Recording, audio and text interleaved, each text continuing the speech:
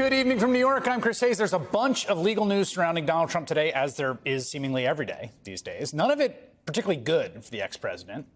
First up today, a federal judge in West Palm Beach said he will consider releasing some of the affidavits central to last week's search of Donald Trump's Florida property. Judge Bruce Reinhart ordered the Department of Justice to submit a redacted version of the document that would not undermine its ongoing investigation. He will then decide in 1 week whether to make that version of the document public. That's a little surprising. We'll have more on that. While we are a long way from potential criminal charges against the ex-president, let alone a conviction, we've already got Trump's former lawyer publicly speculating about him running for a second term while indicted.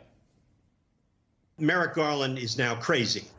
He is going to indict Donald Trump. They're going to figure out some charge because they want to harm him, to ruin him, to basically cut him off at the knees so he can't run for president. Eugene Debs ran for president from a federal prison. There's no reason that that's going to happen to Donald Trump. He's not going to be in a federal prison. But if he's indicted, he will run for president. Again, no indication Trump's going to be indicted anytime soon, but Trump's close confidant, Allen Weisselberg, the former chief financial officer of the Trump Organization, that's the guy that, keeps all the books, he will be going to prison.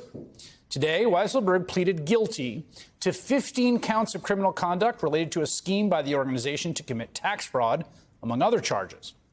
While the terms of Weisselberg's plea deal do not require him to testify against Trump directly, Donald Trump's former fixer, Michael Cohen, who also did some prison time for his work for Donald Trump, and who knows Weisselberg and the Trump Organization well, says either directly or indirectly, Weisselberg's testimony will implicate the ex-president.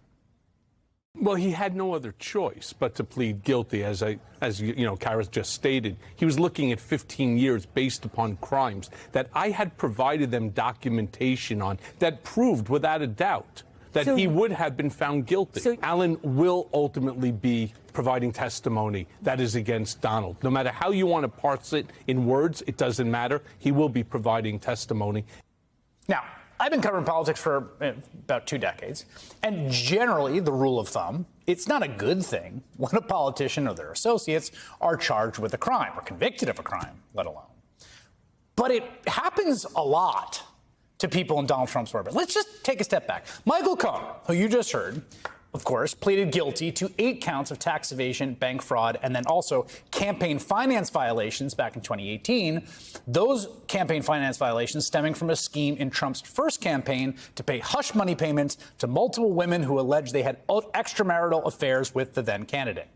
The checks, of course, signed by Donald Trump. Cohen also negotiated hush money payments for another Trump ally, Republican mega donor and former RNC finance chairman during Trump's time, Elliot Broidy. Remember him?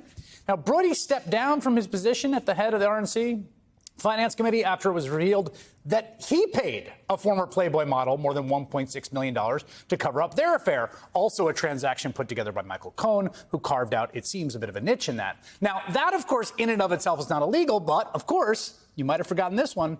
Broidy also actually pleaded guilty to 1 count of conspiracy to violate the Foreign Agents Registration Act back in 2020 for his work as an unregistered lobbyist on behalf of a Malaysian development company. Broidy was also allegedly embroiled in a scheme along with a man named George Nader. Remember him? He had met with the Trump campaign, had some liaisons with them. The scheme was to lobby the Trump White House on behalf of the Saudis and the United Arab Emirates. Now, Nader was charged with illegally funding UAE money into the 2016 election. He's now serving 10 years in prison for child sex trafficking and child pornography offenses. Speaking of the UAE, Tom Barrack, longtime friend of Trump, associate, spoke at the RNC in 2016, that campaign. He was the chair of the 2017 inaugural committee. He was indicted last year for his unregistered lobbying on behalf of a Gulf nation. Barrack was the one who told the Trump campaign to hire Paul Manafort as campaign manager back in 2016. And Manafort ultimately pleaded guilty to conspiracy charges relating to money he earned working as an unregistered foreign agent for Ukraine. You sensing a theme here on the America First campaign? Manafort was also pardoned by Donald Trump. Manafort's close ally, Rick Gates, who was Trump's deputy campaign manager, pleaded guilty for assisting Manafort in laundering that Ukrainian money, as well as lying to the FBI. And the unregistered lobbying still does not end there. Trump's first national security advisor, Michael Flynn, He was also accused of acting as an unregistered agent on behalf of the Turkish government. Though he never charged for that misconduct, he did, of course, plead guilty to lying to the FBI about his communications with Russian officials, though he later tried to change his story. The Trump's Department of Justice tried to drop the case against him, even though he'd already pleaded guilty before he was, again, ultimately pardoned by Donald Trump. There was a man named George Papadopoulos, also on that Trump campaign team back in 2016, the foreign policy team. He also pleaded guilty to lying to the FBI about his contacts with Russians, like Flynn. He was also pardoned by Trump in 2020, as was Roger Stone, longtime friend, associate, Trump advisor, the man who takes credit for convincing Trump to run for president in the first place. Before Stone's pardon, he was convicted of lying to Congress and witness intimidation back in 2019 and sentenced to 3 years in prison. Now, Trump campaign CEO and senior White House advisor Steve Bannon, he's an interesting case. Bannon was charged with conspiracy to commit mail fraud and money laundering. Remember, the Postal Service cops picked him up on a Chinese billionaire's yacht? And those charges stemmed from an alleged grift that allegedly bilked millions of dollars from Trump supporters for a bogus plan to crowdfund Trump's border wall, creatively titled "We Build the Wall." Trump pardoned Bannon before he could even go to trial, but then Bannon, just intent on getting into prison last month, was convicted of 2 counts of contempt of Congress for his refusal to cooperate with the January 6th committee subpoena. Speaking of contempt for Congress, let us not forget the one and only Peter Navarro, another Trump White House advisor. He has also been indicted for contempt of Congress for his refusal to cooperate with the committee. He has pleaded not guilty and is awaiting trial.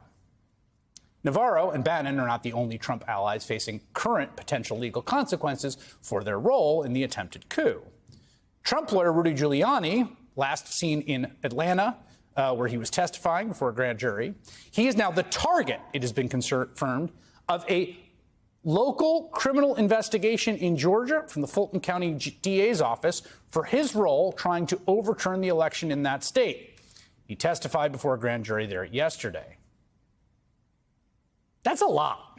I mean, it's more than any politician I've ever covered in my life. It's more than any politician I would be willing to bet that anyone has ever covered in this country in the last 2 decades.